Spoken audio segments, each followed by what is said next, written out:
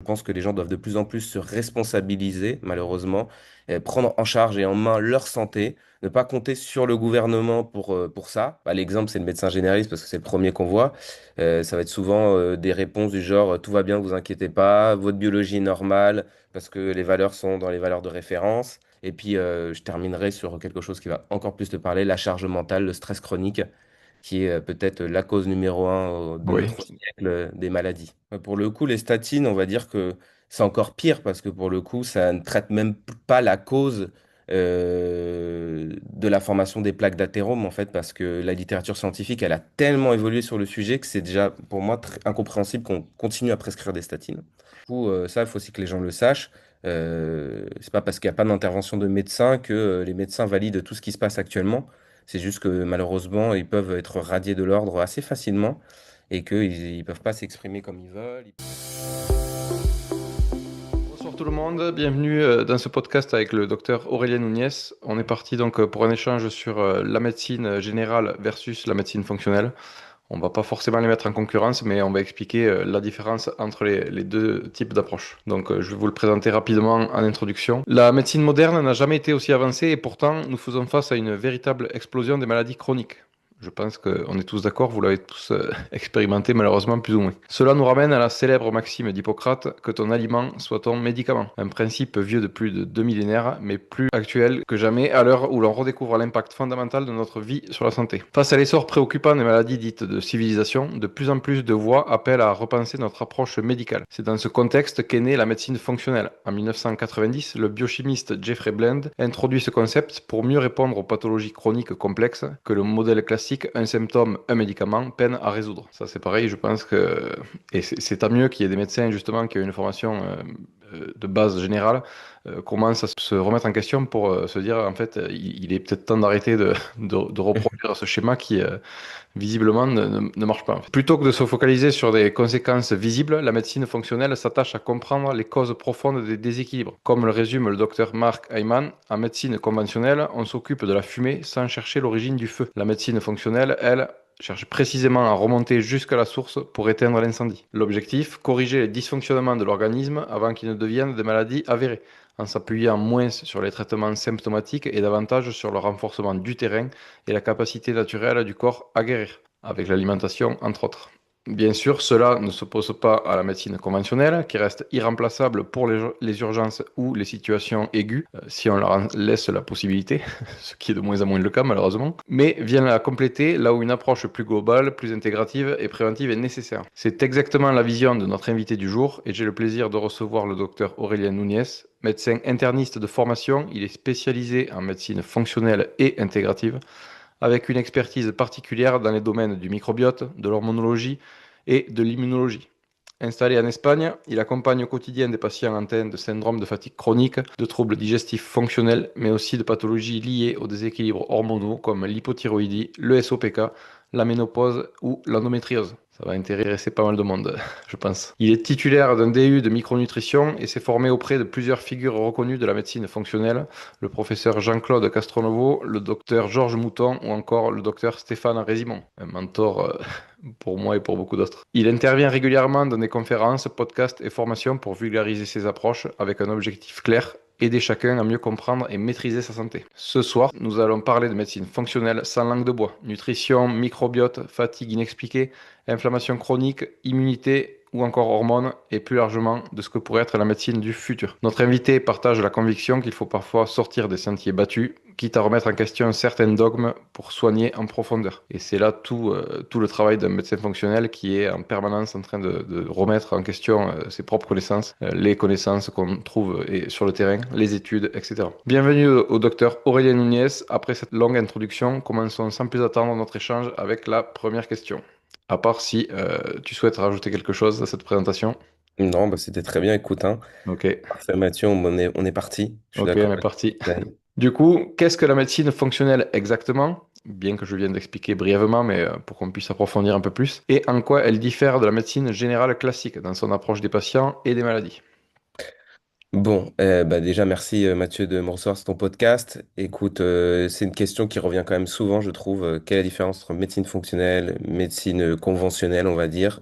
On a souvent, enfin les gens, les patients surtout ont souvent du mal au début à comprendre un petit peu. Donc on dit souvent que la médecine fonctionnelle, bah, c'est une approche qui vise à comprendre plutôt les causes profondes des maladies, plutôt, enfin causes profondes, oui, des maladies et des déséquilibres de santé. On va revenir aussi sur ces deux notions-là, plutôt que simplement masquer les symptômes ou traiter les symptômes. Donc en fait, ça repose simplement sur la définition même en fait de l'Organisation mondiale de la santé qu'on critique souvent, mais qui avait quand même donné comme définition, tu vois, en 1946, la santé, c'est un état complet de bien-être physique et mental, et ça ne consiste pas seulement en l'absence de maladie ou d'infirmité. Donc le premier concept à retenir, c'est donc que le fait qu'on n'ait pas de maladie ne signifie pas qu'on est forcément en bonne santé. Ça, je crois que de plus en plus de monde se rend compte de ça. Et pourtant, malheureusement, en 2025, tu vois, les études de médecine, elles sont encore largement basées sur même le paradigme inverse, qui est que si une personne ne présente pas de maladie identifiable, on va dire qu'elle est saine. Ouais. Et le problème, bah, c'est que qu'on a nous les médecins quand on sort de la faculté, c'est souvent qu'on se retrouve en fait désarmé face aux patients qui ont de multiples symptômes. Tu vois, les patients qui ont de la fatigue chronique, qui ont des troubles digestifs, ils ont des douleurs diffuses, des inconforts. Et en fait, ça rentre dans aucun tableau clinique qu'on a appris à la fac. Mm. Et donc, on ne sait pas quoi faire avec ces personnes-là. Donc, c'est pour ça que souvent, bah, l'exemple, c'est le médecin généraliste parce que c'est le premier qu'on voit. Ça va être souvent des réponses du genre tout va bien, vous inquiétez pas, votre biologie est normale parce que les valeurs sont dans les valeurs de référence. Donc, au pire, on aura ce type de réponse. Reposez-vous, voilà, il n'y a rien de spécial, vous inquiétez pas. Au mieux, ils mettront en place un traitement symptomatique sans plus. Et puis, même, il y a des cas où on voit bah, des choses qui, de notre point de vue, paraissent un peu délirantes. C'est-à-dire que quelqu'un qui a des valeurs, par exemple, de glycémie, donc de sucre dans le sang, qui est encore pas dans les, si tu veux, dans les rangs de résistance à l'insuline, donc le prédiabète, voire de diabète, bon, on va dire à la personne tout va bien, alors qu'on voit d'année en année que ça dérape et que ça monte de plus en plus et qu'à un moment donné, il va être en prédiabète ou en résistance à l'insuline. Et en fait, si tu veux, on va lui dire à la personne, bah, tout va bien, continuez comme ça. Et le jour où il rentre dans la partie résistance à l'insuline, on va dire, oula, attention, Oui, il là, faut ça va prendre. pas, il faut, voilà, il faut des médicaments pour corriger ça, parce que rarement on parle de l'hygiène de vie et de l'alimentation. Et c'est un peu bête, quoi, parce qu'en fait, c'est une personne, on sait depuis des années qu'elle va tomber malade et on fait rien. Donc, c'est un peu ça qu'on veut changer en médecine fonctionnelle. Et on veut travailler en fait justement sur, si tu veux, sur cette zone grise, fameuse zone grise entre une santé parfaite, on va dire, et une maladie avérée. Et c'est vrai qu'il y a toute cette zone en fait qui n'est rien d'autre que la transition entre cet état de santé optimal et un état pathologique. On tombe pas malade du jour au lendemain, sauf quand on a un virus. Et encore, on pourrait, toi et Oui, moi, en parler 1000 heures en disant que selon les terrains de chacun, on tomberait pas forcément malade de la même manière face à un pathogène. Et, euh, et donc voilà, c'est un processus qui est lent en fait de tomber malade, qui est multifactoriel. Euh, et on veut travailler sur ça. C'est pour ça qu'on dit souvent que la médecine fonctionnelle, c'est aussi une médecine qui est préventive, parce bien que le but, sûr. c'est d'éviter d'arriver à ce stade-là. Puis après, il y a peut-être une autre différence que je trouve fondamentale entre l'approche conventionnelle et l'approche fonctionnelle. C'est que je trouve que dans l'approche conventionnelle, on nous apprend souvent à la fac à raisonner selon enfin, à raisonner, à voir l'organisme comme des organes. Et donc, chacun s'occupe d'un organe en particulier.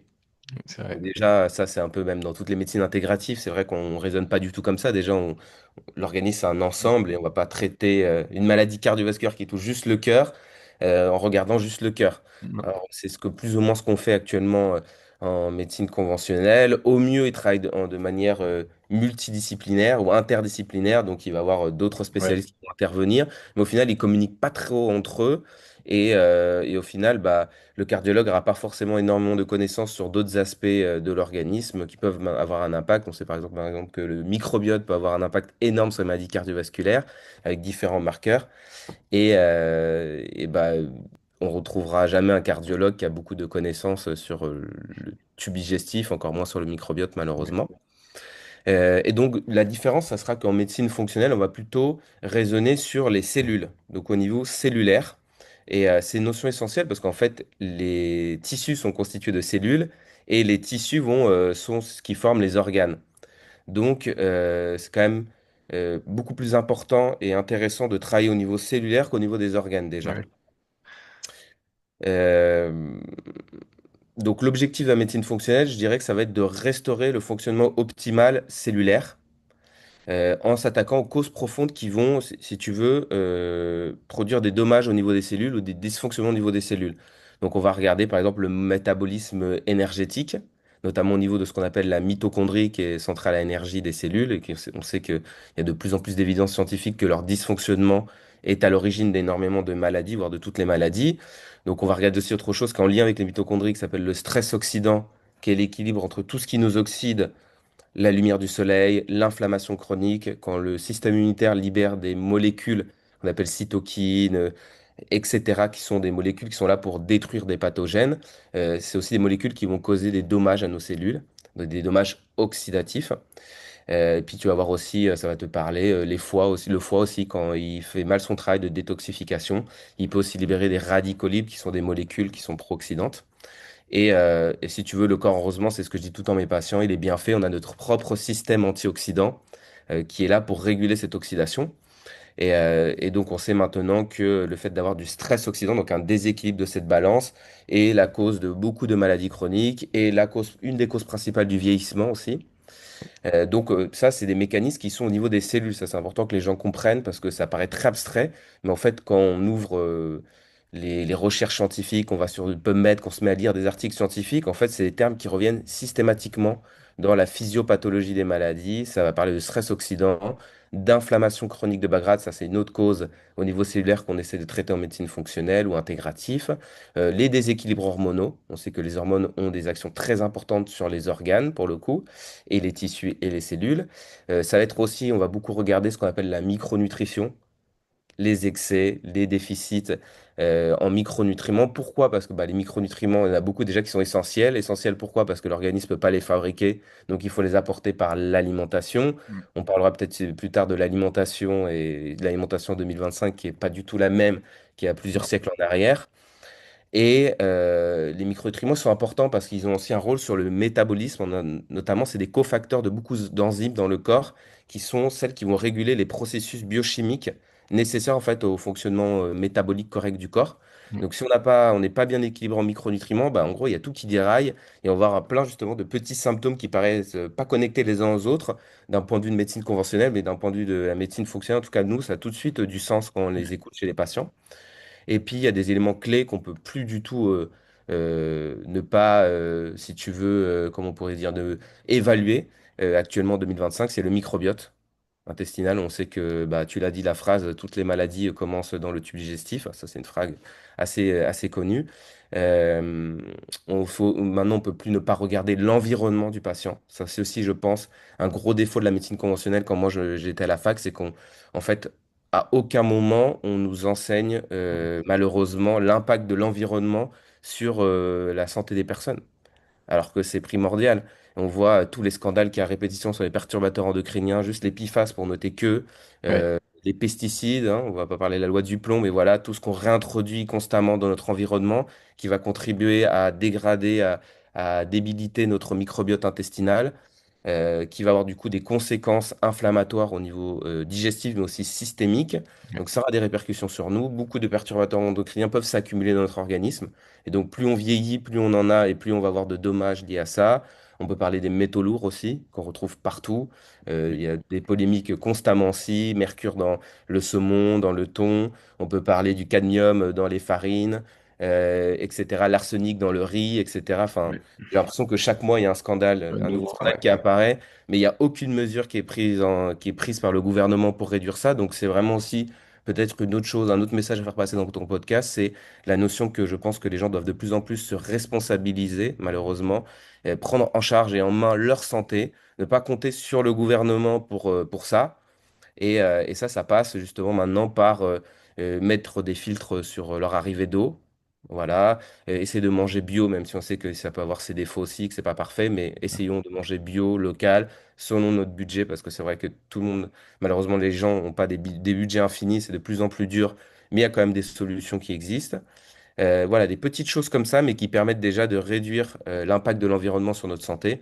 Et puis, je terminerai sur quelque chose qui va encore plus te parler, la charge mentale, le stress chronique, qui est peut-être la cause numéro un de Oui. notre siècle des maladies.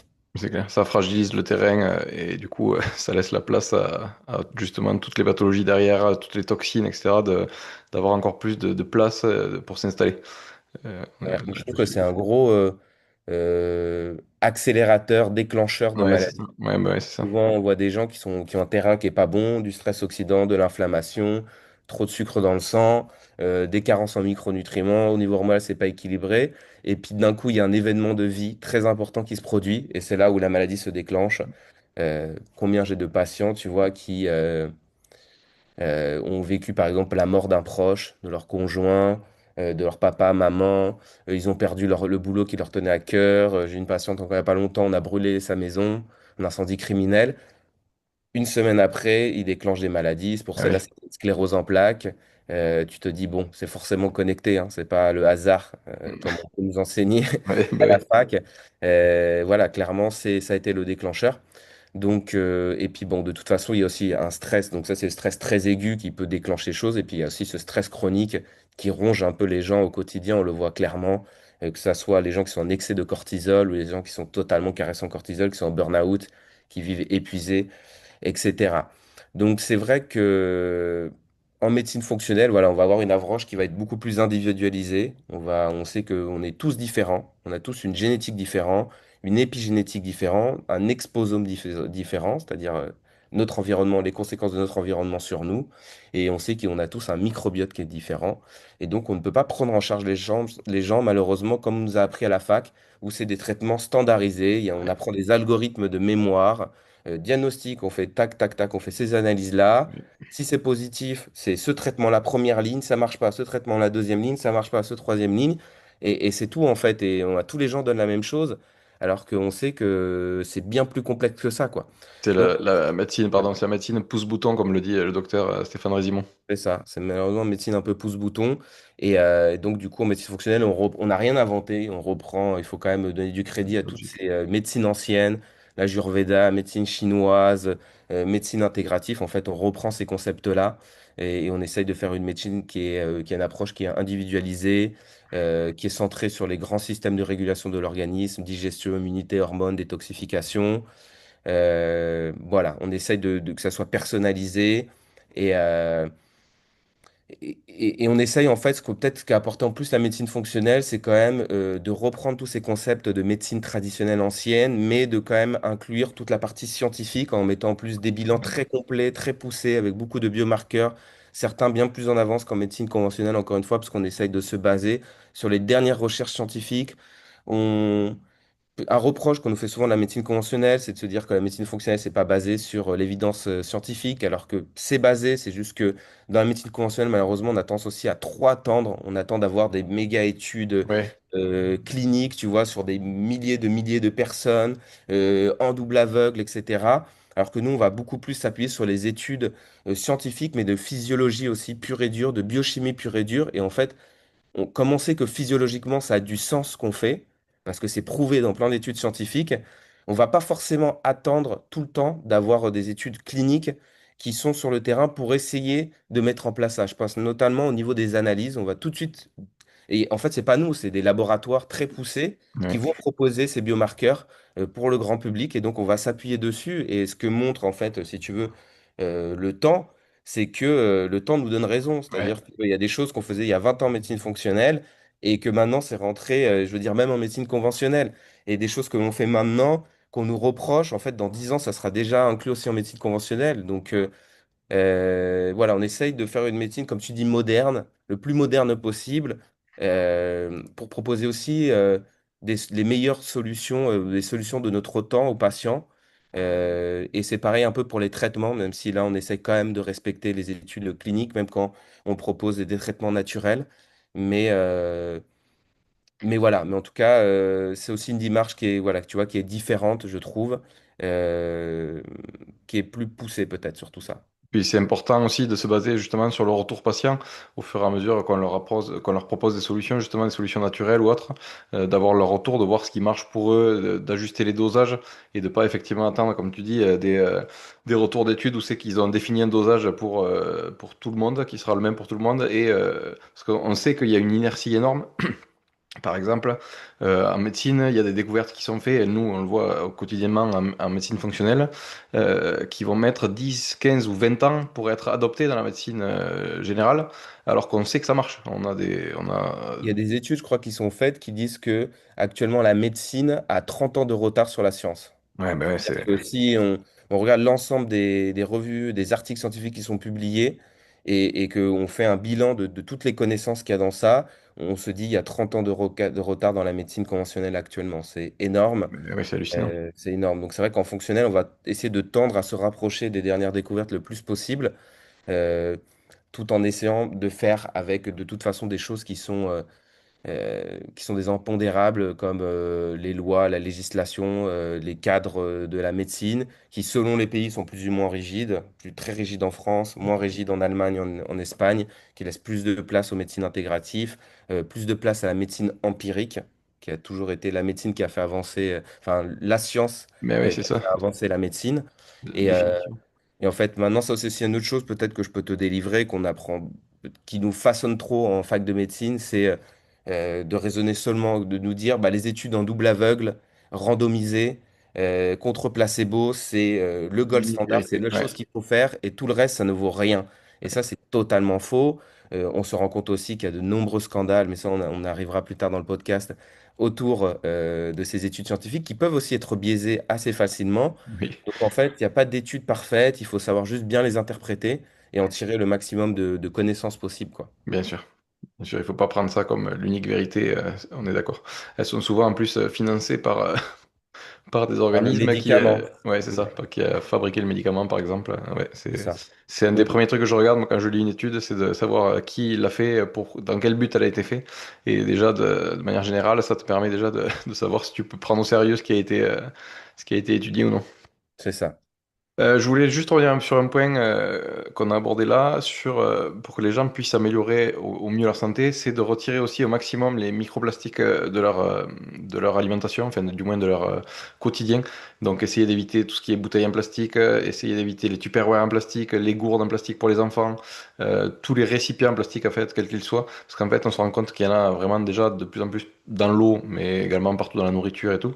Donc c'est important de votre côté, à votre échelle, de pouvoir essayer de limiter au maximum. Voilà, je trouve ça hyper important, surtout pour vos enfants, parce que autant nous, on y a été exposés progressivement, petit à petit, que ils arrivent, c'est direct plein pot pour eux, quoi.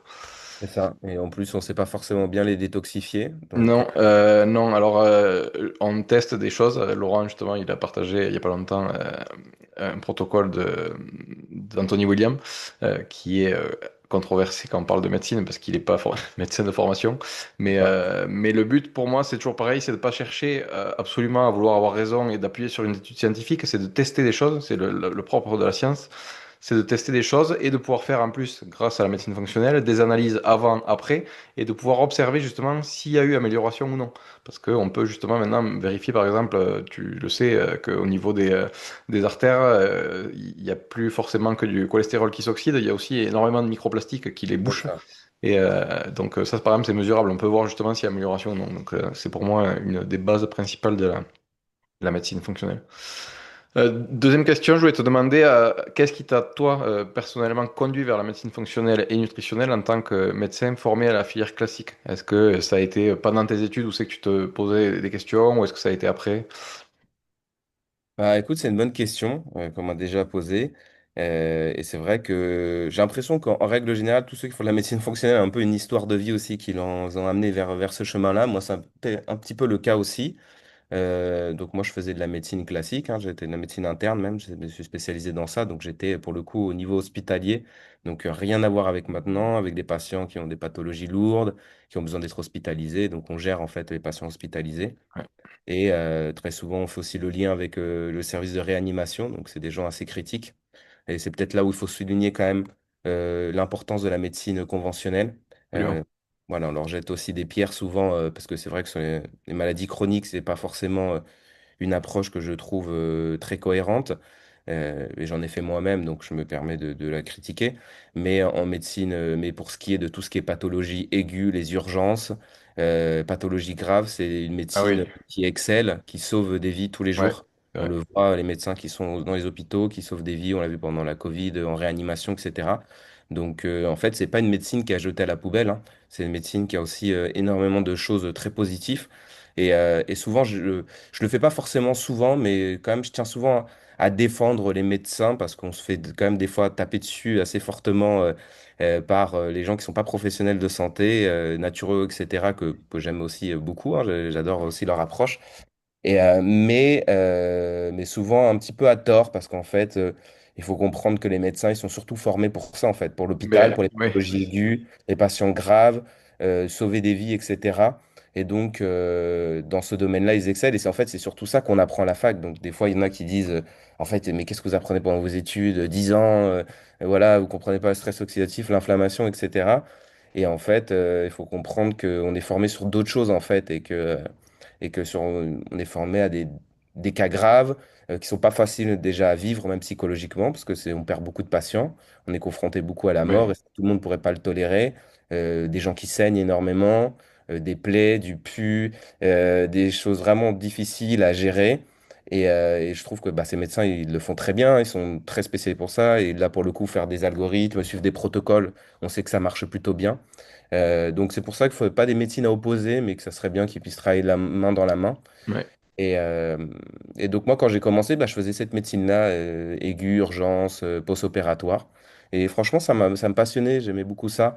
Mais je me suis rendu compte en fait que déjà, c'était des patients qui étaient assez graves, qui avaient beaucoup de pathologies les unes sur les autres, insuffisance rénale, hépatique, ils avaient déjà eu un, deux, trois infarctus, peut-être même un cancer dans leur vie, tout ça sur un même patient, hein, des gens très graves, très critiques.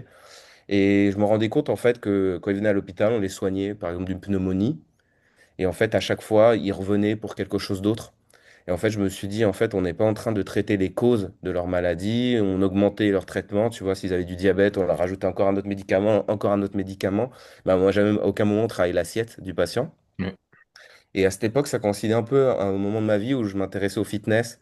Je commençais à faire plus, tu vois, de faire un peu de la musculation. Et comme beaucoup de gens qui commencent ce domaine-là, on commence du coup à s'intéresser bah, déjà à l'activité physique. On commence à s'intéresser à comment mieux manger pour gagner plus de muscles. Et c'est là où je me suis commencé donc du coup à m'intéresser à l'alimentation, au sport. Et je me suis dit, tiens, j'ai rien vu de tout ça dans mes études. À part, ouais, une année, on fait de la biochimie, donc on voit les hydrates de carbone, les protéines, mais c'est tout.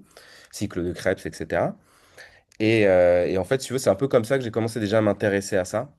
Et puis après, j'ai eu une infection parasitaire assez grave pendant mes études de médecine, une jardiose. Et en fait, je me suis rencontré un peu, enfin, j'ai un peu emprunté le même chemin que beaucoup de nos patients qui sont en errance médicale, c'est-à-dire que j'ai fait de gastro en gastro. Euh, on m'avait fait un test parasitologique des selles, mais qui était revenu négatif. Et donc là, j'ai commencé un peu à dériver, endoscopie, colonoscopie. Euh, on commence à dire que c'est dans ta tête, que tu es stressé, que c'est la fac, que c'est pour ça que t'es pas bien, que tu as des nausées, des reflux, que tu as mal au ventre. Et toi, tu sais que c'est pas ça, que c'est pas le cas. Enfin, tu sais qu'il y a du stress, mais que c'est pas ça qui cause tes symptômes, que tu vraiment pas bien au quotidien. Et c'est là où j'ai commencé un peu à dériver du coup dans les médecines intégratives, médecine Ayurveda par exemple, qui m'a pas mal aidé, avec des traitements à base de phytothérapie qui m'ont soulagé au niveau digestif. C'est là où je me suis aussi pris conscience quand même de l'importance du stress en règle générale. Donc je me suis formé en mindfulness pour comprendre, méditer, comprendre voilà les choses. Et voilà, en dérivant, tu vois, peu à peu et vouloir trouver des solutions pour moi, je commençais à m'intéresser au microbiote. Et après, je suis tombé du coup dans la médecine fonctionnelle quand j'ai vu que je cherchais en fait à partir de là, si tu veux, une approche qui prenait en compte déjà l'hygiène de vie. Donc il fallait qu'il y ait de l'alimentation, le sport, le stress, le sommeil. J'en trouvais pas. Et quand j'ai découvert la médecine fonctionnelle, c'est là où je me suis dit, bah ouais, c'est trop bien, c'est ce que je veux faire, ça Ouais. reprend tout ça. On essaie de chercher les causes profondes, on travaille le microbiote. Et puis bah, c'est là où j'ai trouvé des réponses aussi à mes problèmes digestifs, du coup. Ok, Et voilà un petit peu le parcours, quoi. ok, parfait. Justement, traiter les symptômes versus s'attaquer aux causes, c'est une formule qu'on entend souvent pour comparer médecine allopathique et médecine fonctionnelle. Du coup, concrètement, peux-tu nous donner un exemple qui illustre bien cette différence d'approche? Alors, j'ai pris comme exemple l'endométriose, parce que Ok. j'ai quand même pas mal de patientes qui en ont. Et c'est vrai que en médecine conventionnelle, le traitement de première intention de l'endométriose, bah, c'est généralement de donner la pilule contraceptive. Hmm. Donc, c'est ce qui est indiqué. Ça va permettre de bloquer les cycles menstruels de la femme. Et donc, ça peut soulager les douleurs, effectivement, puisque comme elle va plus avoir de cycle, il va plus avoir trop ou moins de symptômes liés à ces cycles qui sont très douloureux chez la femme qui souffre d'endométriose liée aux lésions qu'elle peut avoir à différents niveaux, voilà, ligaments, même au niveau péritoine, donc au niveau de tout ce qui est intestin, par exemple, même au niveau du rectum, ça peut faire des douleurs quand elles vont à la selle, etc. Et donc, effectivement, si on coupe les cycles en prenant une pilule contraceptive, on va couper les mécanismes un petit peu de la maladie, mais on va pas traiter les causes de la maladie. Et en plus de ça, on va faire face à un autre problème, c'est que les cycles naturels de la femme, on le sait, elles sont importantes pour leur santé globale. Ça, il y a beaucoup de femmes qui, même elles, l'ignorent. C'est-à-dire que les hormones féminines, les oestrogènes, la progestérone, elles vont pas jouer uniquement, si tu veux, un rôle dans la reproduction, dans les organes génitaux. Elles vont aussi agir sur le cerveau, sur la mémoire, la concentration, sur la densité osseuse, notamment les oestrogènes. On sait que les femmes ménopausées peuvent souffrir beaucoup plus d'ostéoporose. Sur le sommeil, les femmes ménopausées, encore une fois, je prends cet exemple, ont des réveils fréquents, des surnocturnes, etc. Sur la peau, l'humeur, la gestion du stress. On sait que la progestérone, c'est une hormone qui est particulièrement anxiolytique, ce qui est paradoxal parce que maintenant, il y a énormément de femmes qui ont des syndromes prémenstruels où en phase lutéale, elles vont avoir énormément d'anxiété, ou alors que c'est censé être la phase où on a le plus de progestérone, qui est une Ouais. hormone qui fait totalement l'inverse. Et on voit que la majorité des femmes, elles devraient être hyper calmes avant les règles et sereines. Et c'est pas du tout le cas de Non, la c'est majorité des l'inverse. femmes. Elles sont hyper anxieuses, elles commencent à avoir des idées dépressives, etc., etc. Et donc, et ça joue aussi ces hormones sur l'inflammation, sur le microbiote, etc. Donc en fait, bloquer de manière chronique les cycles, ça va du coup entraîner, si tu veux, ça va priver le corps d'un équilibre hormonal physiologique qui a des fonctions bien plus larges que la reproduction. Donc en médecine fonctionnelle, ce que nous on va préférer, c'est une approche qui est plus logique. On va essayer de chercher les causes sous-jacentes à l'endométriose qu'on retrouve dans la littérature scientifique. Et encore une fois, ce que dit la littérature scientifique, c'est les causes qui produisent des dommages au niveau des cellules, qui va être responsable, donc au niveau des cellules qui forment les organes de la femme, ou donc utérus principalement, endomètre, de générer cette pathologie qui est l'endométriose. Et donc, ça va être le stress oxydant, on en a un peu parlé, l'inflammation chronique de bas grade, ça va être d'avoir des excès d'œstrogènes, ça peut être aussi des déficits de progestérone. Et puis, il y a une cinquième cause à l'endométriose, c'est l'exposition aux perturbateurs endocriniens. On en a parlé, toi et moi, c'est peut-être pour ça qu'il y en a autant actuellement. Il faut aussi se poser des questions, parce qu'on n'a jamais été soumis à autant de perturbateurs endocriniens. Et donc, l'idée, ça va être de plutôt traiter chacune de ces causes. Ça, c'est le docteur Stéphane Rézillon qui prend toujours cette métaphore. On a un bateau, il a plein de trous. Bah, si on veut qu'il coule pas, il faut boucher tous les trous et pas juste en boucher un. Ouais. Donc, c'est toujours ce qu'on fait en médecine intégrative. On essaie de trouver toutes les causes. Et en traitant toutes les causes, franchement, on a de très bons résultats sur l'endométriose. Maintenant, je peux le dire parce que j'ai beaucoup de retours patients avec des femmes qui ont des cycles qui sont beaucoup plus asymptomatiques. Ils se régulent aussi beaucoup plus parce que des fois, il y a des irrégularités dans les cycles, des règles qui se passent mieux. Souvent, on arrive à qu'il n'y ait plus de symptômes prémenstruels aussi et sans donner la pilule. Et ça, malheureusement, ça, c'est encore des grandes différences d'approche entre la conventionnelle et la fonctionnelle, sur lesquelles on aimerait bien s'entendre un peu plus. Voilà. Mais là, tu as un exemple concret pour le coup, hein. Ok, parfait. J'aurais voulu aussi qu'on prenne l'exemple des statines, moi, qui est, on est d'accord pour dire que ça résout rien au problème, qu'au contraire, ça en déclenche possiblement d'autres, parfois, et ça traite pas du tout la cause, mais la conséquence. Pour le coup, les statines, on va dire que c'est encore pire parce que pour le coup, ça ne traite même pas la cause de la formation des plaques d'athérome, en fait, parce que la littérature scientifique, elle a tellement évolué sur le sujet que c'est déjà, pour moi, incompréhensible qu'on continue à prescrire des statines. Les statines, c'est un médicament, c'est une famille de médicaments qui vont agir en fait en inhibant une enzyme clé du foie, qui est la HMG-CoA réductase. Et donc, cette enzyme, elle va transformer en fait, au niveau biochimique, le cholestérol, enfin, transformer certains éléments pour fabriquer, pour produire du cholestérol. Et et donc, en fait, quand on donne des statines, on va bloquer cette enzyme. En bloquant cette enzyme, le corps ne fabrique plus de cholestérol. Donc déjà, ce qu'il faut comprendre, c'est que les deux tiers du cholestérol, déjà les deux tiers du cholestérol donc, sont fabriqués effectivement par notre corps, un tiers vient par l'alimentation. Ça, c'est un premier point qu'il faut mettre en place. Donc, en fait, tout ça, ça part de l'idée du paradigme que, en fait, c'est parce qu'on a trop de cholestérol, qu'on va avoir trop de plaques au niveau des artères, qui sont elles-mêmes du cholestérol dedans. Et donc, du coup, si on baisse le niveau de cholestérol des patients, cela va permettre d'avoir moins de plaques. Or, ce qu'on se rend compte, c'est que c'est totalement faux. En fait, le cholestérol n'est qu'une victime de ce processus physiopathologique. Parce qu'en fait, oui, il y a bien du cholestérol qui est attrapé dans ces plaques d'athérome, donc qui se forment au niveau des artères et en particulier au niveau en dessous de la première couche qui fabrique les artères, qui est les cellules qu'on appelle endothéliales, de l'endothélium. Et, euh, et en fait, c'est ce cholestérol qui va donc être attrapé. euh, pour qu'il soit attrapé, il faut que déjà il y ait des choses qui soient mises en place avant ça. Dans les causes qui vont favoriser le dépôt de cholestérol, il y a avant tout, on le sait maintenant en fait, un dommage, ce qu'on appelle du glycocalyx, qui est justement on va dire, qui fait partie de cette couche d'endothélium. Donc en fait, ce que je veux dire par là, c'est que probablement l'étape clé initiateur de la maladie cardiovasculaire et d'athérosclérose, donc de formation de plaques, c'est plutôt un dommage des cellules mêmes des artères. On sait ce dommage, il peut se produire parce qu'on a de l'hypertension, donc un flux sanguin trop rapide à ce niveau-là qui va créer des forces qui vont Ouais. abîmer. Le fait d'avoir trop de sucre dans le sang, les phénomènes de glycation vont abîmer l'endothélium. L'inflammation systémique de bas grade va aussi l'abîmer. Et effectivement, une fois que ça c'est abîmé, c'est ce que montre la littérature scientifique, il peut commencer à avoir des dépôts de cholestérol qui se forment et qui vont développer à ce moment-là toute une cascade inflammatoire liée au système immunitaire. La deuxième étape clé pour la formation de ces plaques, c'est l'oxydation du cholestérol. Donc en médecine fonctionnelle, on peut déjà mesurer cette oxydation au lieu de se faire simplement une analyse du cholestérol classique, cholestérol total, le LDL cholestérol, le HDL cholestérol et les triglycérides. On va nous mesurer ce qu'on appelle le LDL cholestérol oxydé. Ouais. Donc en fait, on va regarder à quel point chez le patient ce cholestérol est oxydé. Ouais. Dans une des causes qui abîme l'endothélium, pardon, je vais aussi noter quand même, parce que c'est important, le tabac, Ouais. qui est une cause quand même très fréquente. On sait très en lien, une des causes principales en lien avec la formation de plaques.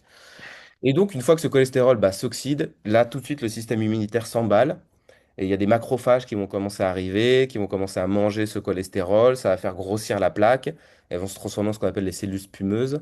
Et donc, cette plaque va grossir. À l'intérieur, maintenant, on sait qu'il peut y avoir des dépôts de micro-nanoplastiques. Comme tu l'as dit, il y a des études qui l'ont montré en 2024. Et donc, cette plaque, elle va commencer à se rigidifier. Il y a des cellules du système immunitaire qui vont rejoindre, des cellules même du tissu conjonctif qui est situé en dessus qui vont arriver, fibroblastes, etc. Elle va se rigidifier. Et le problème, comme tout ce qui est rigide, c'est que s'il y a trop de pression, elle peut se casser. Et quand elle se casse, elles vont aller boucher des artères plus loin. Donc, si c'est au niveau du cœur que ça se produit, ça va boucher les coronaires. On va Ouais. faire un infarctus. Si c'est au niveau du cerveau, on va faire un accident vasculaire cérébral, ischémique. Et donc, en fait, ce que je veux dire par tout ce processus-là, c'est que, en fait, maintenant, c'est le fameux gap dont on a parlé au début. La science, elle a des années-lumière de ce que fait la médecine actuellement sur ce sujet. Ouais. C'est catastrophique.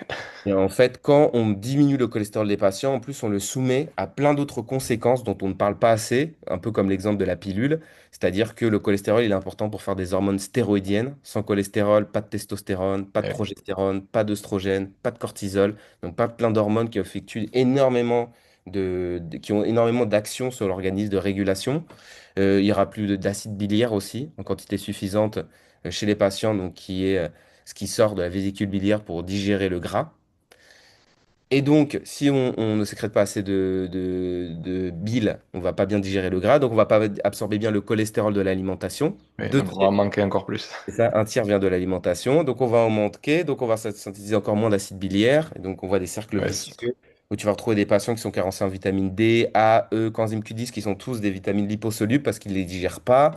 Ils vont avoir des problèmes de digestion du gras avec des sels, tu sais, qui sont de type stéatoré, donc plus jaune clair, collante, beaucoup, ils vont avoir besoin de beaucoup de papier pour se essuyer, etc. Le cholestérol, il a plein d'autres fonctions au niveau du cerveau. 30% de notre cerveau, c'est du cholestérol. Donc déjà, quand on n'a pas assez de cholestérol, ça fonctionne pas bien en haut, etc. Donc, c'est exactement la même chose avec les statines que la pilule dans l'endométriose. En fait, c'est absurde maintenant. Et en plus, il existe même des médicaments qui sont bien plus intelligents pour gérer les problèmes d'athérosclérose, qu'on devrait beaucoup plus utiliser plutôt que les statines. Les statines aussi, dans des articles récents, ont montré augmenter la lipoprotéine A. Donc la Ok, lipoprotéine ouais, A, c'est un autre marqueur aussi qu'on utilise de plus en plus dans le monde, hein, en règle générale, pas qu'en médecine fonctionnelle, pour évaluer le risque cardiovasculaire des patients.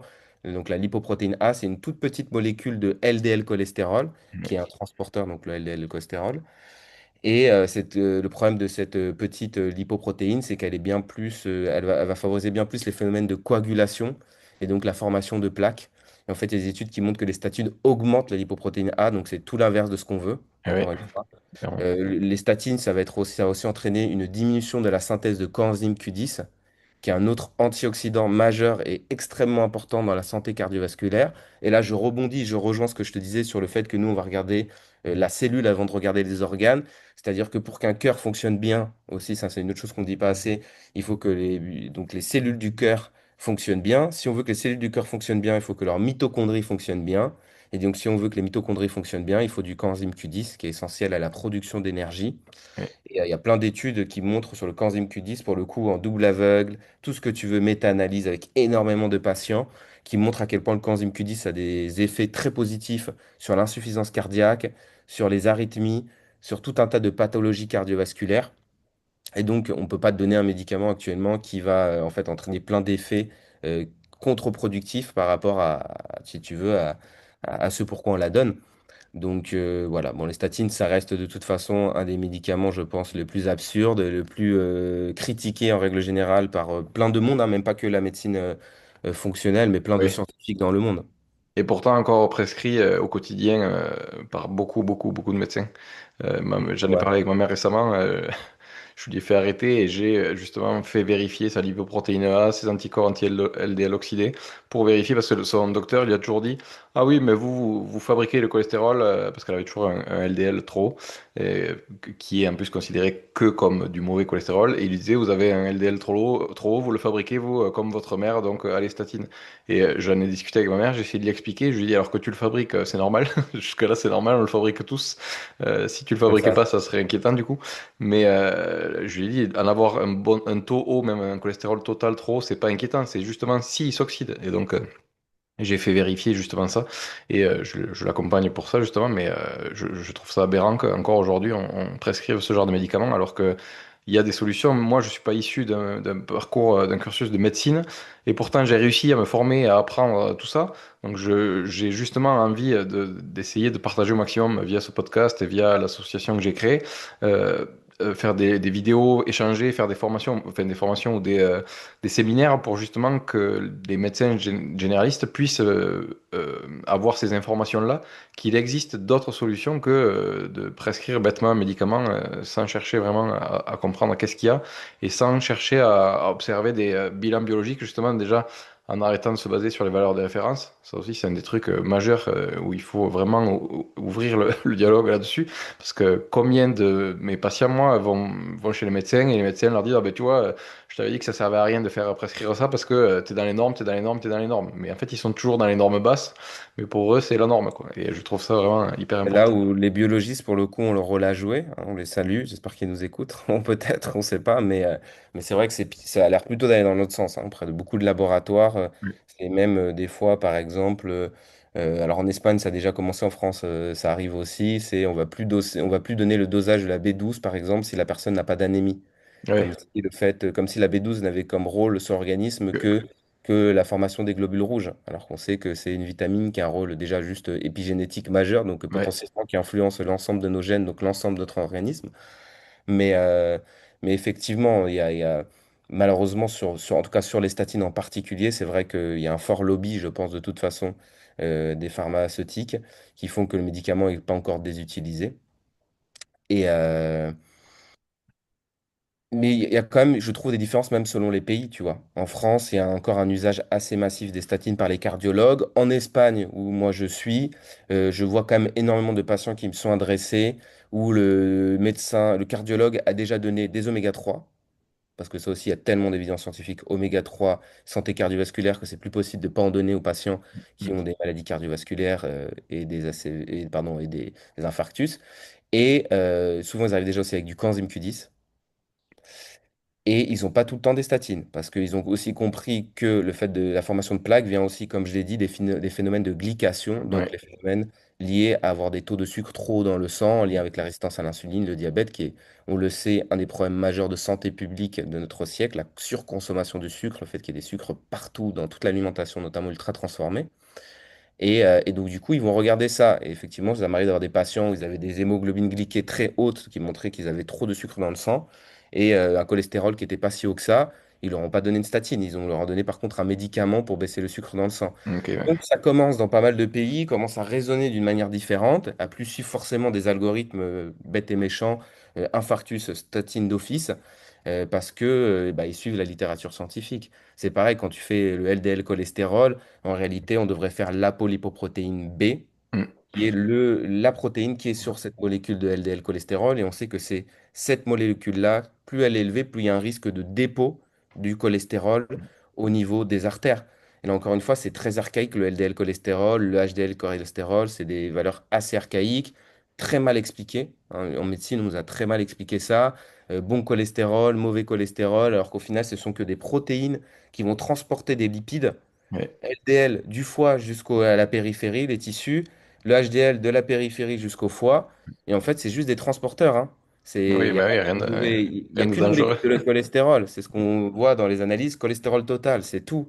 Le reste, c'est des molécules de transport. Effectivement, des fois, elles peuvent être très hautes, sauf que maintenant, on sait que quand elles sont hautes, c'est pas forcément qu'elles vont se déposer.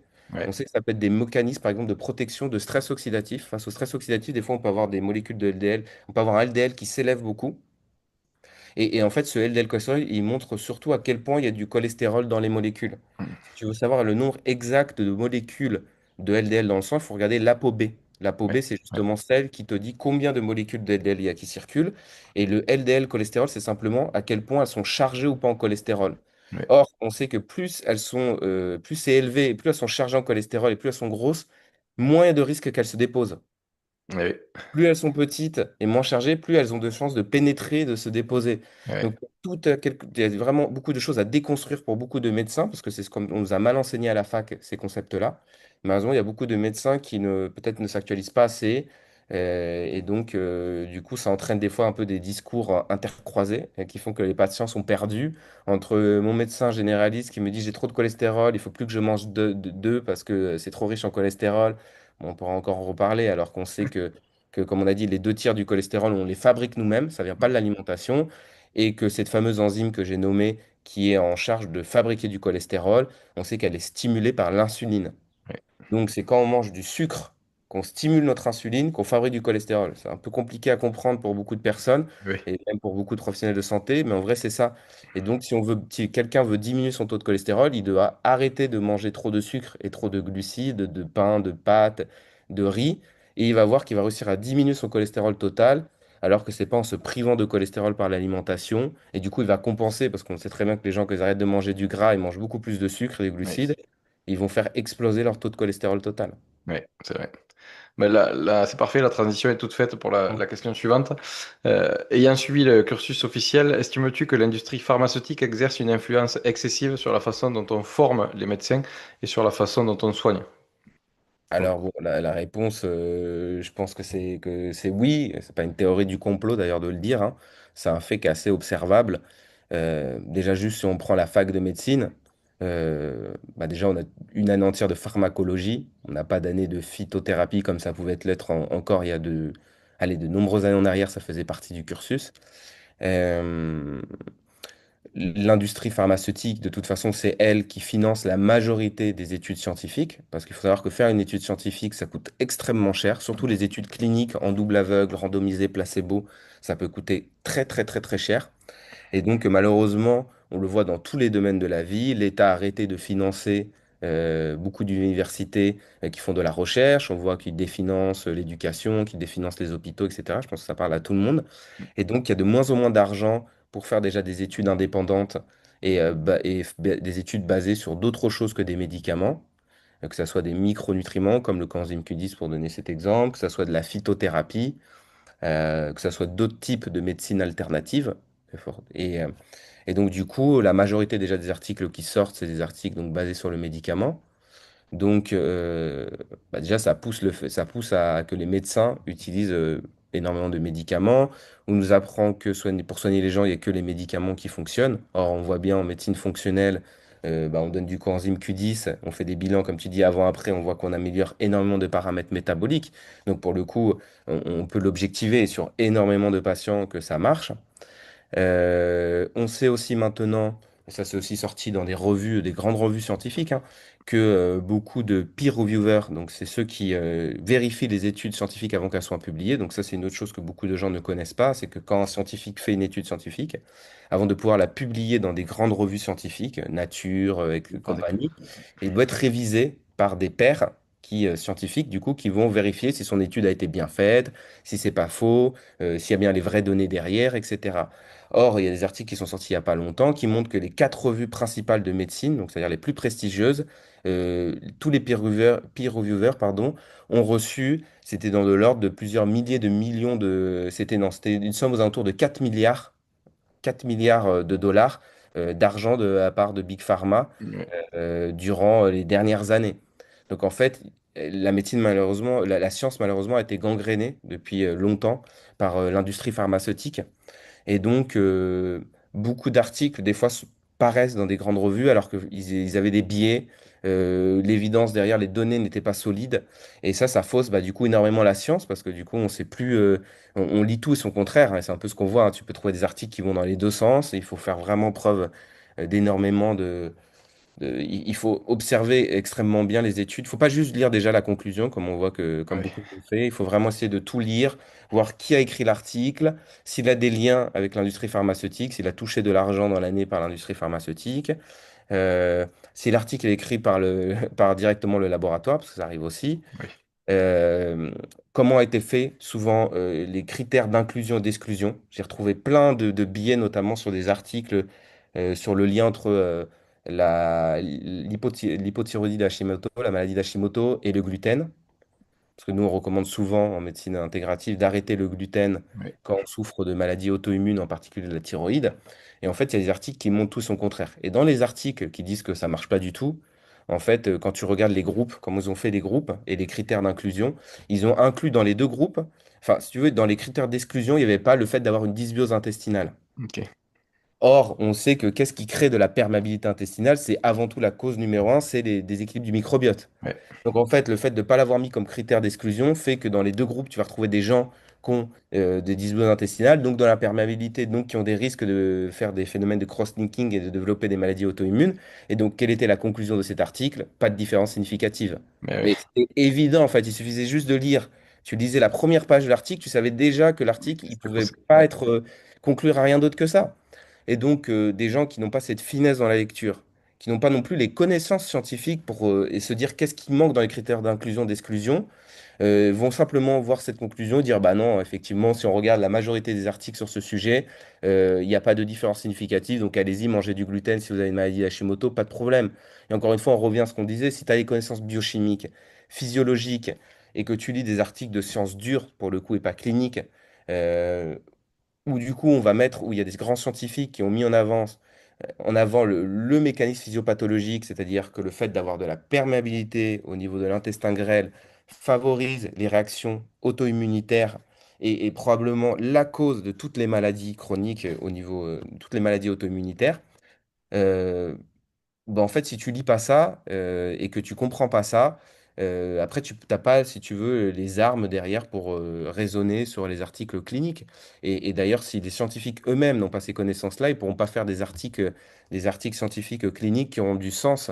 Euh, et donc, si tu veux, c'est toute la complexité qu'on voit actuellement. C'est que, il y a beaucoup de biais dans la science. Il faut faire attention. C'est pas comme les gens. Les gens, ils ont un peu une foi inconsidérable dans la science. Je sais pas si tu as remarqué toi, ça dans la Ah, vie de tous bah les si, je jours. l'ai vu pendant le Covid, Covid, surtout. et c'est tout le temps, oui, mais la science ne dit pas ça, la science, et en fait, on fait des énormes raccourcis. Ouais. Mais pour ceux qui sont vraiment dans la science, qui ont fait vraiment des parcours scientifiques, de médecine, qui ont passé beaucoup d'années dans tout ça, et qui ont appris à lire ces articles scientifiques, on se rend compte, en fait, que plus ton niveau académique monte, plus, en fait, il y a énormément de biais, que c'est tellement complexe, des fois, de montrer quelque chose, parce que c'est, on a dit, c'est des maladies multifactorielles, qu'en fait, bah, les articles scientifiques, ils ont une crédibilité, une fiabilité, mais elle n'est pas toujours aussi élevée que ce qu'on pense, hein. Ouais, Et il faut vraiment les regarder avec des pincettes.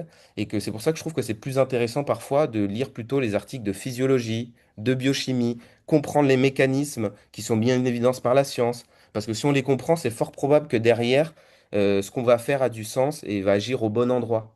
bien sûr. Et voilà, donc si tu veux, c'est sûr que de toute façon, il y a un impact énorme de l'industrie pharmaceutique sur la science actuellement, qu'il y a un impact énorme de l'industrie pharmaceutique sur la médecine. C'est elle qui finance les congrès. Donc voilà, ça dit tout aussi. Oui, Euh, voilà, c'est comme ça. C'est aussi elle qui influence énormément maintenant les revues scientifiques. C'est elle qui influence aussi énormément les politiques de santé publique. On sait que Big Pharma a un impact énorme aussi au niveau de l'Organisation mondiale de la santé. Ça, c'est pas un secret, hein. On sait que à 40 à 60% selon les statistiques, l'Organisation mondiale de la santé est financée par des fonds privés. Quand on s'intéresse à quels sont ces fonds, tu vas retrouver toujours la fondation de Bill Gates et Melinda. Tu vas retrouver d'autres fondations qui sont très impliquées dans la vaccination notamment. Et que quand tu regardes derrière qui est derrière ces fonds, bah, tu retrouves ces grands groupes, Bayer, etc., pharmaceutiques. Donc voilà, après à chacun de se faire son avis sur ça. Euh, Si tu veux, moi je fais que remonter un peu le fil des financements et tu sais qu'il y a forcément un impact et une influence. Personne ne peut nier ça. Ça marche comme ça. Donc, la science n'est pas neutre dans notre siècle, il faut faire attention à ça. Et comme tu dis, il faut que les gens fassent des choix aussi en pleine conscience et qu'ils s'éduquent, qu'ils se forment, comme toi tu l'as fait. Comme tu l'as dit, tu n'es pas un professionnel de santé, mais tu as décidé de te former, d'apprendre, de prendre des connaissances dans tout ce qui est science, santé, etc. Et ça, je pense que n'importe qui peut le faire en vrai. oui, c'est clair, c'est clair. Du moment où ça t'intéresse, voilà, après on ne demande pas à tout le monde de le faire, mais au moins sur la nutrition, déjà c'est un des trucs majeurs que je pense qu'il faudrait revoir dès l'éducation des jeunes enfants, c'est leur apprendre les bases de pourquoi il faut manger tel aliment, par exemple des protéines le matin pour les neurotransmetteurs, pourquoi il faut manger tel lipide et pas un autre par exemple, mais quand même varié, pourquoi il faut apporter plus d'oméga 3 parce qu'on en manque cruellement, l'iode c'est pareil, enfin voilà, c'est hyper important pour moi, nous on le fait avec nos enfants. Et à chaque fois que je leur demande qu'est-ce qu'ils mangent les copains au goûter ou au petit déjeuner quand ils sont invités ou autre, nous c'est les seuls à manger des protéines. Et moi j'essaye de parler au maximum avec les parents et tout pour les informer. Mais après voilà, c'est toujours pareil, il y a malheureusement cette méfiance du moment où on n'est pas professionnel de santé.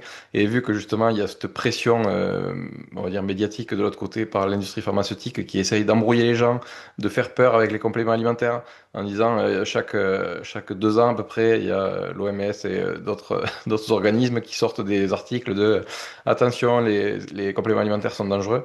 Et à contrario, on ne voit jamais passer de bon, finalement, désolé, on s'est trompé avec tel vaccin, on s'est trompé avec tel traitement. C'est catastrophique.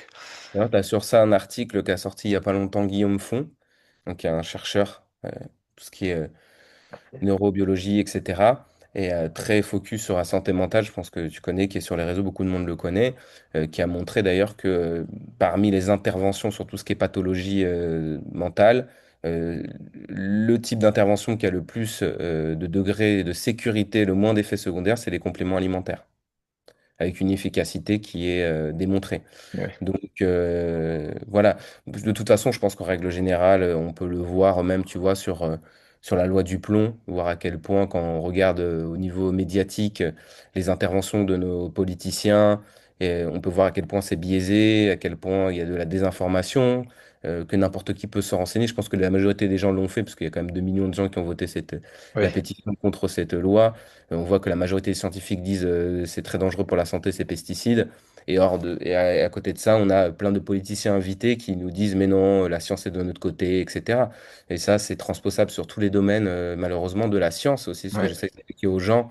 C'est-à-dire que la santé, la médecine, bon, je ne vais pas évoquer d'autres trucs plus polémiques, mais on peut regarder même du côté réchauffement climatique, autres, etc. Je pense que c'est vraiment à chacun de bien se renseigner et de regarder toujours les scientifiques des deux côtés, parce que contrairement à ce que faire penser les médias, il n'y a pas qu'une seule pensée dans la science, Non. et il n'y a pas toujours qu'une seule pensée qui prédomine vraiment, à part celle qu'on passe à la télévision. Et c'est comme ça que l'être humain a évolué justement, c'est en prenant, en ayant des discussions, des échanges des avis, des contre-avis, des accords. C'est comme ça qu'on avance en fait. Si à chaque fois on n'est pas d'accord avec quelqu'un, on le met dans une case de extrême droite, de complotiste, de Exactement. voilà, on l'isole, on lui dit tais-toi, toi tu sais pas de quoi tu parles, écoute-nous à nous.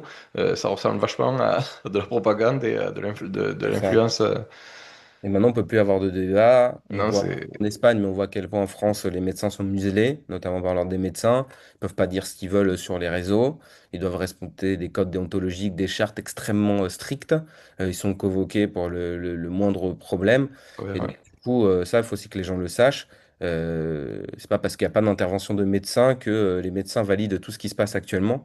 C'est juste que malheureusement, ils peuvent être radiés de l'ordre assez facilement et qu'ils ne peuvent pas s'exprimer comme ils veulent, ils peuvent pas non plus répondre aux messages sur Instagram, ça c'est aussi important de comprendre, parce que des fois il y a des plaintes aussi.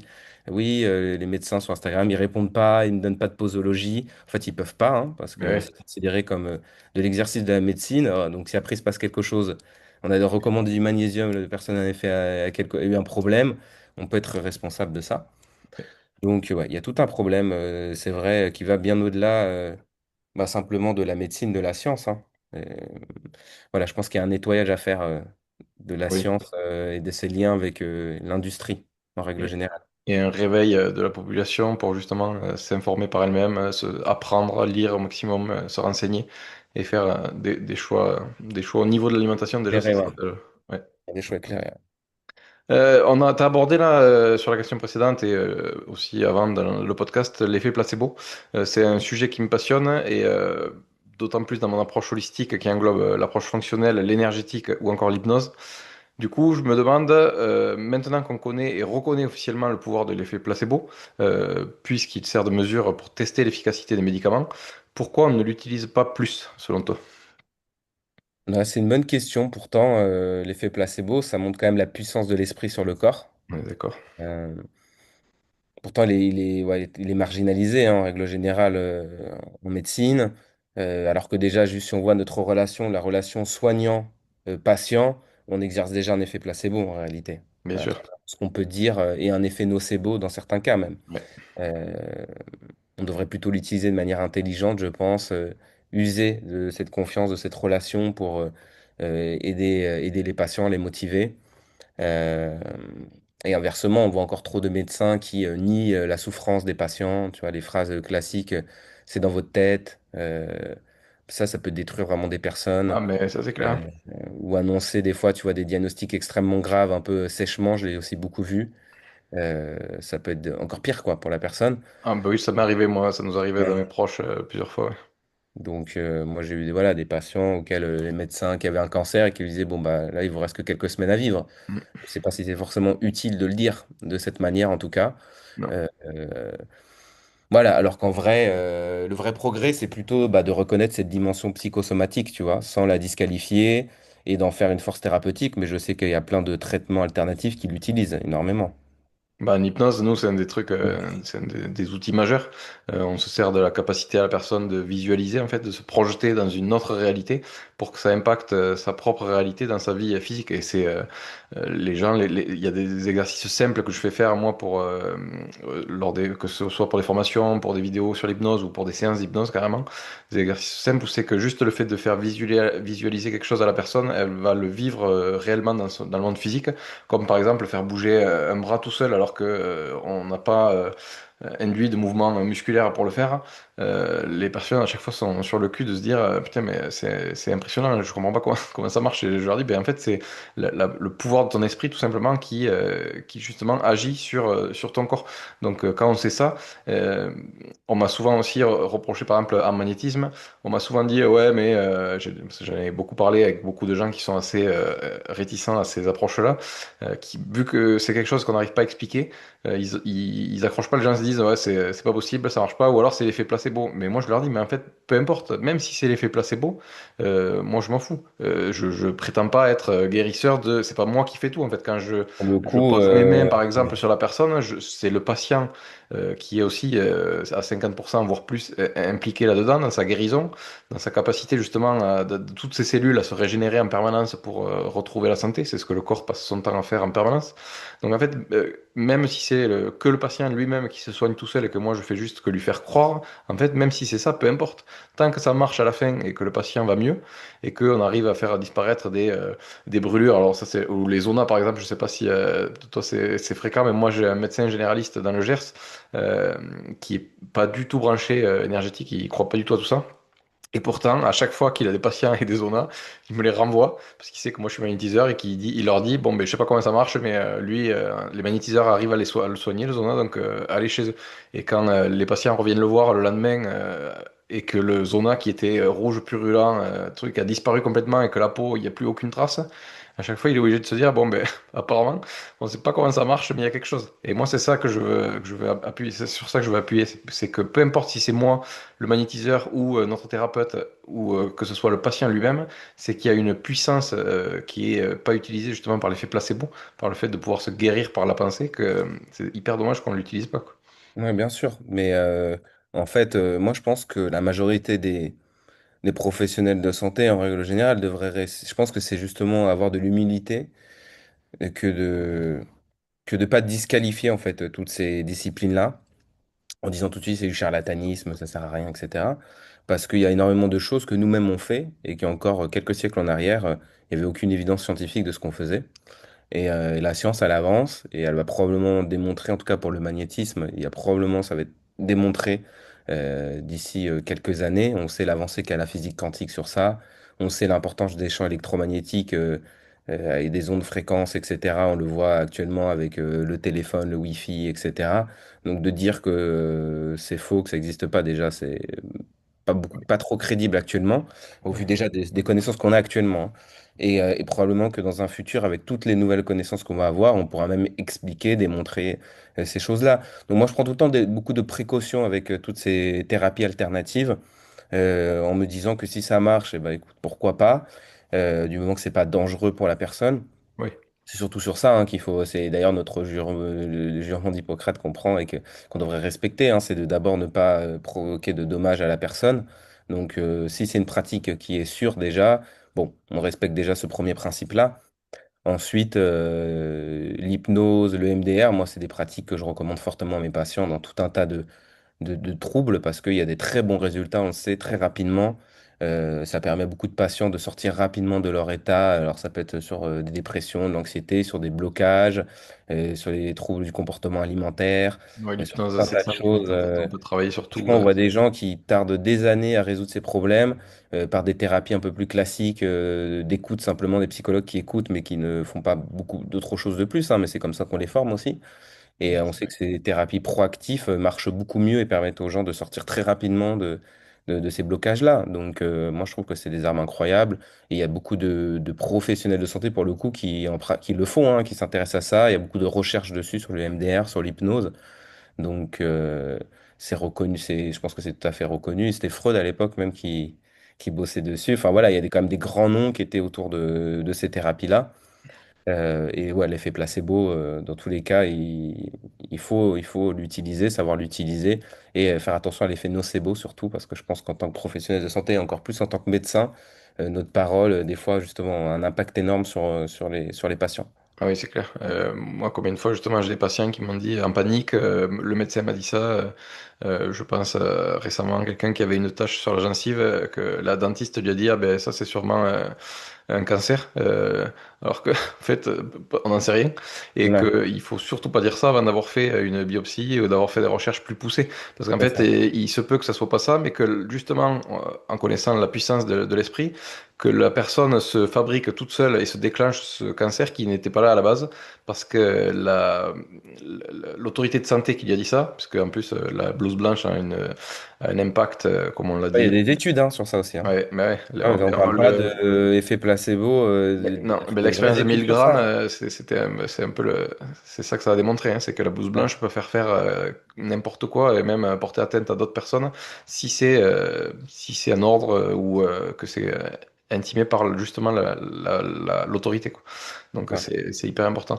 Ça me fait penser, en parlant de l'effet placebo, sur l'étude qu'ils avaient fait sur la morphine. Je sais pas si tu l'avais lu, ou c'est qu'ils avaient, bon, il y en a certainement plusieurs, mais il y en a une en particulier où ils avaient fait, justement, ils avaient testé sur je crois qu'elle était en double aveugle aussi, celle-là.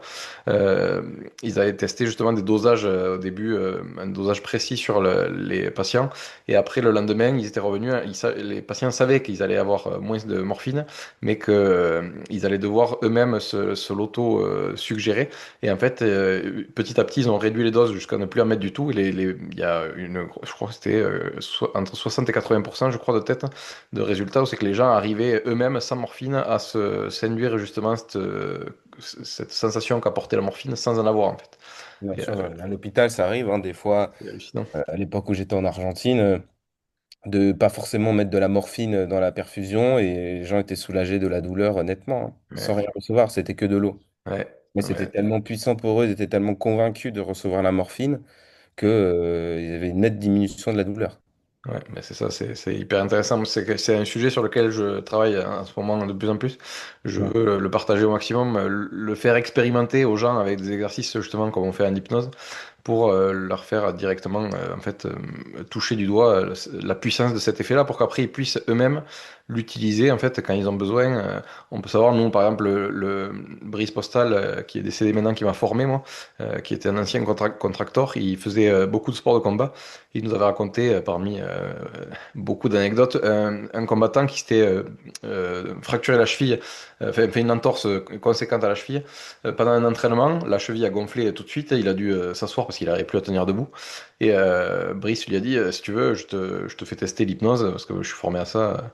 Et le mec lui a dit, vas-y, bon, je crois pas trop, mais on essaye. Et en fait, il lui a fait faire, visualiser sa douleur, il lui a fait enlever la douleur comme si c'était une couleur, il lui a fait remplacer la couleur négative de la douleur par une couleur positive liée à la guérison.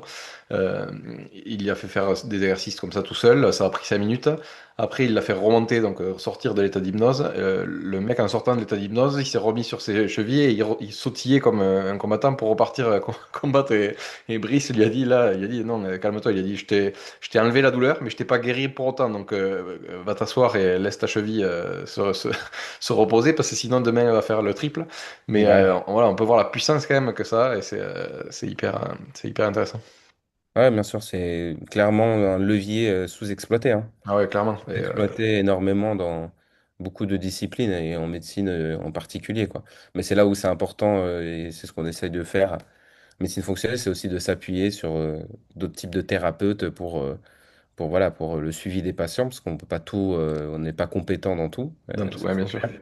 Et l'important, c'est de savoir quand est-ce qu'une personne a besoin d'hypnose, de MDR. Il faut pas hésiter à renvoyer. Des fois, moi, ça m'est arrivé des patients de les envoyer d'abord, tu vois, faire des suivis, en troubles du comportement alimentaire, en hypnose en MDR, avant de leur faire des bilans, etc. Parce que je leur disais, en fait, juste en regardant l'alimentation ou des choses, leur comportement, etc., je dis, il faut d'abord résoudre ça, ces Ouais, blocages, ouais. pour après faire des bilans et après se lancer dans des plans de traitement. Ça sert à rien, en fait, si on résout pas, ces causes de fond, quoi. C'est vrai, moi je suis d'accord. Mais justement, pour finir, je voulais parler de ça justement. Comment se fait-il que la médecine classique prenne si peu en compte l'alimentation, alors que c'est un secret pour personne, que c'est un socle, c'est le socle de la santé.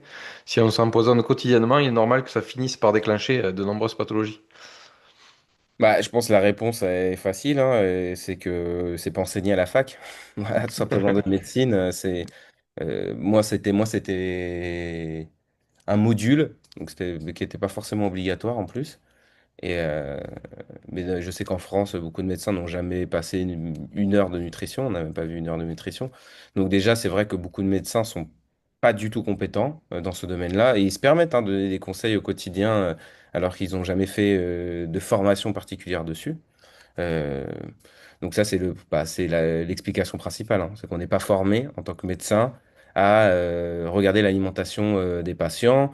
Ça a été délégué totalement aux diététiciens ou, en spécialité en nutrition.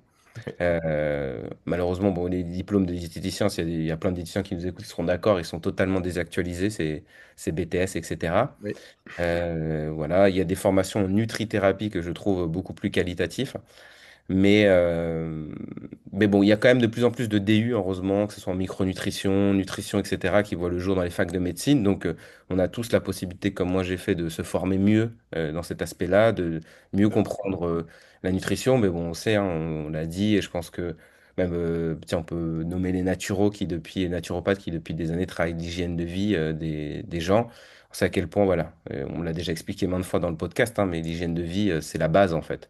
Et c'est ce qu'on devrait tous faire, même avant même de faire un suivi en médecine fonctionnelle. Moi, je recommande souvent aux gens de plutôt faire un suivi avec des professionnels qui sont spécialisés sur l'hygiène de vie oui, pour améliorer son alimentation, améliorer son sommeil, améliorer son stress, faire de l'activité physique. Et une fois que tout ça s'est mis en place, de faire un suivi en médecine fonctionnelle.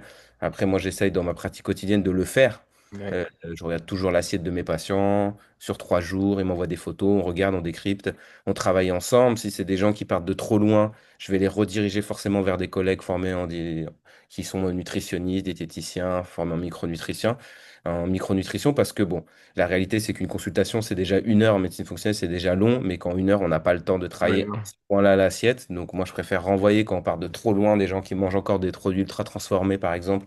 On sait qu'on part de loin et qu'il va falloir faire plein de changements. Mais voilà, après, j'ai quand même des patients qui globalement mangent assez bien et que c'est des petites choses à retoucher. Tu as parlé des protéines, très souvent, c'est des problématiques qu'on retrouve à chaque fois. C'est pas Oui, assez de protéines globalement dans l'alimentation, pas au petit-déj, etc. Ça revient assez souvent. Mais effectivement, tu vois, on soigne les diabétiques sans parler de sucre. oui, On traite les troubles digestifs sans évoquer l'assiette. oui, oui, c'est catastrophique. Totalement incohérent. Ça, c'est une grosse faille de la médecine conventionnelle. Et pourtant, c'est écrit hein, dans certaines causes, étiopathologies de maladies. Sauf qu'en fait, on n'est pas formé. Donc, et puis, quand on voit maintenant le temps que dure une consultation de médecine conventionnelle, parce que il y a plein d'explications, on ne va pas entrer dedans, hein, qu'ils sont sous-payés, etc. Enfin, il y a plein de choses aussi qui peuvent l'expliquer. Le système qui tend à la production, etc. Mais bon, c'est pas en 20 minutes, une consultation en 20 minutes, 10 minutes qu'on peut aborder ces thèmes-là avec un Ouais, patient. C'est impossible. ouais, Même nous, en 1 heure, on a du mal ouais. avec tout ce qu'on aborde. Donc, Avec des questionnaires au préalable et tout, donc c'est ça. En voyant des formulaires de plus de 80 questions avant à répondre pour gagner du temps, même comme ça, on a du mal à parler de tout. Mais oui, ça, c'est une grosse faille de la médecine moderne, c'est qu'il n'y ait pas des cours de nutrition, de micronutrition à la fac. ouais, c'est clair. Après, moi, justement, j'appuie là-dessus, c'est que j'ai au moins je dirais 80% de mes patients qui, du moment où ils revoient l'alimentation, simplement, en retirant certains aliments qui sont pro-inflammatoires, en apportant d'autres qui sont justement anti-inflammatoires, en apportant un peu plus de protéines le matin, en faisant quelques changements comme ça, déjà, on s'aperçoit qu'il y a déjà beaucoup d'améliorations dans la santé, dans le sommeil, dans l'énergie quotidienne, dans la concentration, l'humeur, etc. Donc, c'est vraiment la base hyper importante. Et comme le dit Stéphane Redimond tout le temps, c'est ce que je dis moi aussi à tous mes patients, si t'es pas prêt à revoir ce que tu manges, je pourrais pas t'aider. En fait, je pourrais pas t'aider avec des compléments alimentaires uniquement si tu continues à manger n'importe comment et n'importe quand. Ça pourra pas marcher en fait. Ouais, ça c'est essentiel de répéter ce message. Ça sert à rien en fait de prendre 10 15 compléments alimentaires si derrière la base n'est pas faite, quoi. Moi, j'optimise des fois le sommeil des patients, on travaille sur les neurotransmetteurs, mais si derrière il n'y a pas une routine aussi de sommeil qui se met en place, voilà, on essaie de pas être trop sur les écrans, de se protéger de la lumière bleue, faire tout un tas de choses. On n'aura pas les mêmes résultats. En tout cas, ça sera que des résultats, ça sera que du symptomatique, encore une fois. Ouais, c'est ça. Voilà, on sait que, bah, pareil, j'ai beaucoup de patients qui viennent pour des pertes de poids. Si derrière, il n'y a pas du tout d'activité physique, malheureusement, marcher, c'est pas suffisant. Moi, Ouais. j'ai beaucoup de patients qui viennent me voir, ils veulent perdre du poids. On regarde l'activité physique ensemble, ils marchent juste. Je lui dis, bah, en fait, marcher, c'est niveau 1, si vous voulez, ou 0, c'est la base. Mais pour perdre du poids, malheureusement, il faut qu'il y ait au moins 3 à 4 fois par semaine des activités, que Ouais, ce soit du plus renforcement intense. Ouais. musculaire, du cardio. Sinon, c'est pas possible en fait, parce que le corps, il a besoin de brûler ce qui stocke. Et donc, même si on travaille le métabolisme, que je relance tout le métabolisme, que je relance toute la partie hormonale, si derrière, il n'y a pas cette activité physique mise en place, on va quand même stagner ou on va aller extrêmement lentement. On est d'accord. Donc, on est Comme d'accord dans que une ça. voiture, si tu mets, Ouais. si tu mets le plein d'essence et que la voiture continue à rester à l'arrêt, tu peux pas, en fait, du moment, tu remplis, si tu remplis plus que tu dépenses, ça peut pas marcher, en fait. Ouais, non, bien sûr, non, mais c'est pour ça que l'hygiène de vie, c'est la base, que c'est pour ça que c'est bien qu'il y ait tout un tas de professions qui sont pas assez mis en avant, comme les naturopathes, qui font ce travail-là. Je pense qu'un des problèmes de la naturopathie en France, c'est qu'il n'y a pas de diplôme officiel. Et Ouais, que c'est la faute de l'État qui préfère noyer le poisson, ne pas légiférer, et que du coup qui met tout le monde dans un flou, alors qu'on aurait tous à gagner, que ce soit comme en Suisse où il y a des vrais diplômes officiels, etc. Et qu'on ait du coup des gens bien formés sur qui on peut 100% se fier et s'appuyer pour déjà construire la base. ouais, Et comme tu dis, quand on traite la base, il y a beaucoup de patients qui en fait pas trop des symptômes, qui n'ont pas trop de symptômes ou pas trop prononcés, qui vont tout de suite ne plus rien avoir juste en changeant leur hygiène de vie. Des gens qui ont des pathologies modérées qui vont déjà nettement s'améliorer juste en faisant ça. Et puis après, il restera toujours les patients que moi j'ai en consultation, qui sont des patients très complexes avec beaucoup de pathologies souvent et qui ont déjà plus ou moins déjà fait ce travail, qui même comme ça ont quand même encore des problèmes. ouais, Mais ils te disent tous hein, que quand ils arrêtent le gluten moderne, quand ils font attention à manger, comme tu dis, des aliments moins pro-inflammatoires, à manger plus d'aliments riches en oméga 3, etc., ils te disent tous ça va quand même beaucoup mieux. ouais, Mais voilà, j'ai toujours mal au ventre, j'ai toujours des choses. Bon, là, tu sais qu'il va y avoir des pathologies plus complexes, des SIBO, des dysbioses, des problèmes immunitaires, etc. Mais on est d'accord que c'est la base et que c'est ce qu'on devrait revoir et que, tu vois, on ne peut pas continuer dans les hôpitaux à augmenter les doses des médicaments contre le diabète, en rajouter un, deux, trois, alors qu'on ne change rien à l'alimentation des patients. Et ça, ouais. tu les reçois, ces patients-là en consultation. Ça fait des années qu'ils prennent des médicaments contre le diabète. Et à aucun moment, il y a rien n'a été fait sur leur assiette, quoi. Non. Et il n'y a aucune amélioration d'ailleurs de leur diabète, justement. Au Non. contraire, ça s'empire avec le temps. Ça Euh, empire, l'hémoglobine glyquée monte et ils ont encore plus de médicaments. ouais. Ouais, alors que tu leur fais changer l'alimentation et tu mets deux, trois compléments adaptés pour réduire la résistance et augmenter la sensibilité.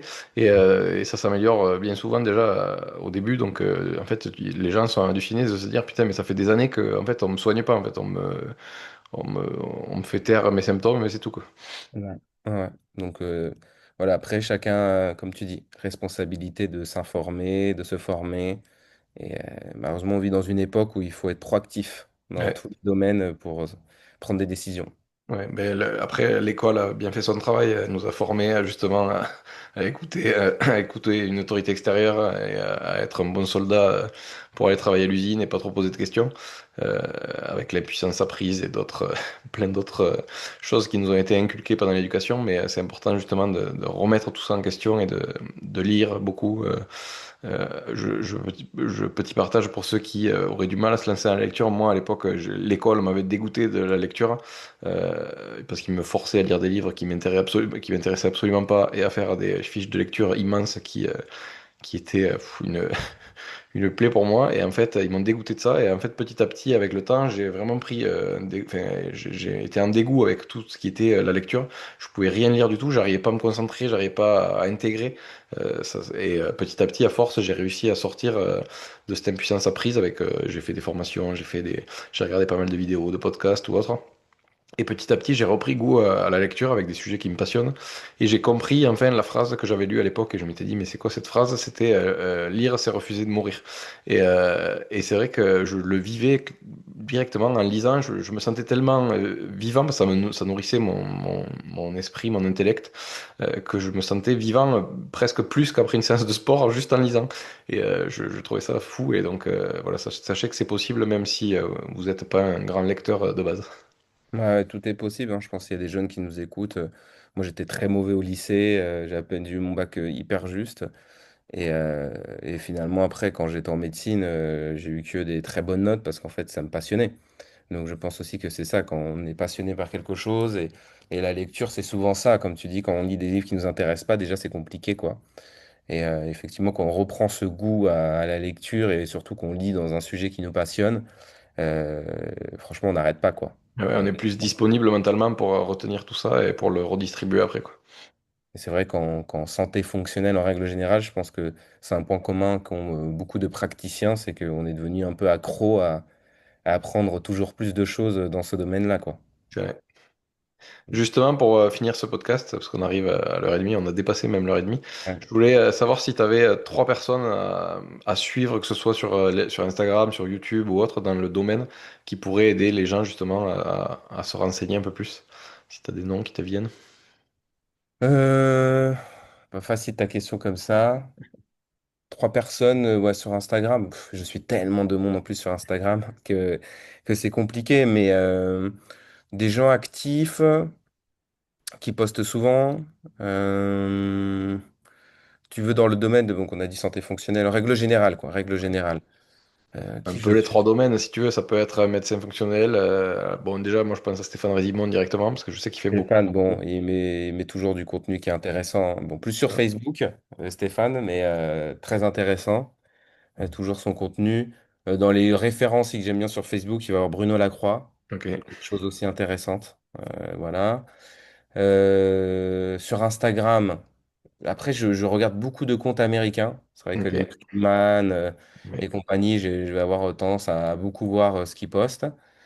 J'ai aussi un médecin aux États-Unis qui s'appelle Datis Karazian, qui ok, est excellent, qui a un podcast, Résoudre le puzzle, il s'appelle en anglais, ok, qui est très en avance sur la médecine fonctionnelle, même en Europe, qui est intéressant, qui a des formations, etc. Lui, c'est une bonne personne aussi à suivre sur les réseaux. ok. Et ça fait déjà deux, hein, mais Un si j'en ai naturopathe français, peut-être? Naturo, moi je suis beaucoup Julie Prazine, Ok. par exemple, mais après, il y en a plein des naturaux, William Oui, Kane. mais tu sais, mais Il y a il faut faire un choix, mais c'est pour que les gens aient déjà quelques. beaucoup de naturaux intéressants. Bon, toi, tu essaies de faire aussi pas mal de contenu. Donc, ça, c'est bien. Enfin, voilà, faut recommander des gens qui sont à chaque fois actifs. J'aime bien aussi ce que fait mon ami Rivka, qui est assez active aussi, qui poste pas mal de choses, surtout sur l'alimentation. J'aime bien. Voilà. Après, il y en a plein que je suis, mais qui sont pas forcément trop actifs et qu'on voit dans les congrès, donc qui Ouais. me plaît. Mais ouais, je réfléchirai. On rajoutera dans la Ok. description. Ah. Après, il faut que je regarde. Ok. Pas de souci. Bon, mais et tu veux rajouter quelque chose? Bah écoute, non, ça m'a fait très plaisir de venir sur ton podcast. Je trouve que c'est une bonne idée parce qu'il faut de toute façon de plus en plus de canaux de communication, nous faire entendre aussi, nous faire connaître du grand public, qui sache qu'il y a une autre vision de la santé, qu'il y a toujours des chemins alternatifs dans la prise en charge de leurs pathologies, de leurs symptômes, qu'il faut jamais arrêter d'essayer de trouver des solutions.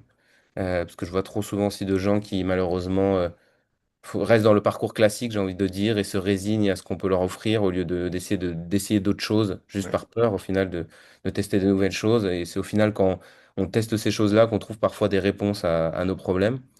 Donc, euh, donc voilà, donc je pense que c'est hyper important effectivement de nous faire connaître et que plus on aura de monde aussi qui teste ces approches-là, qui ont des résultats, plus on aura de personnes qui derrière pourront aussi faire pression sur euh, les politiciens, essayer de légiférer pour qu'il y ait une ouverture aussi sur toutes ces prises en charge qui sont nécessaires, qui sont bénéfiques Et urgente. et franchement urgents parce qu'on voit quand on voit l'explosion des maladies chroniques. On sait qu'on va avoir de plus en plus de monde qui vont avoir besoin de ce type d'accompagnement. Donc voilà, bah écoute, félicitations à toi. Merci. On va tous écouter Merci le pour cet podcast. échange. C'était hyper intéressant et je vous dis à bientôt, peut-être avec le docteur Aurélien pour un autre podcast sur un autre sujet. Avec plaisir.